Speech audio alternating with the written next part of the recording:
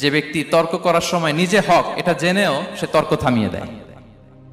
অনেক সময় হয় না, অনেকে পায়ে পাড়া দিয়ে ঝগড়া করতে আসে, এরকম আছে না নাই? আপনি চুপচাপ দেখবেন একটা বাজে কমেন্টস করতেছে, আবার কমেন্টের নিচে কমেন্ট, আবার গালি, হ্যাঁ আছে না এরকম?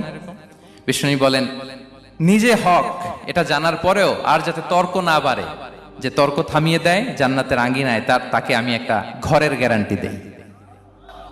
ওয়াবিবাইতিন ফি ওয়াসাতিল জান্নাতি লিমান তারাকাল কাযিবা ওয়া ইন কানা মাযিহান। আর ওই ব্যক্তিকে আমি জান্নাতের মাঝখানে একটা ঘরের গ্যারান্টি দেই যে ব্যক্তি কৌতুক করার সময়ও মিথ্যা পরিহার করে।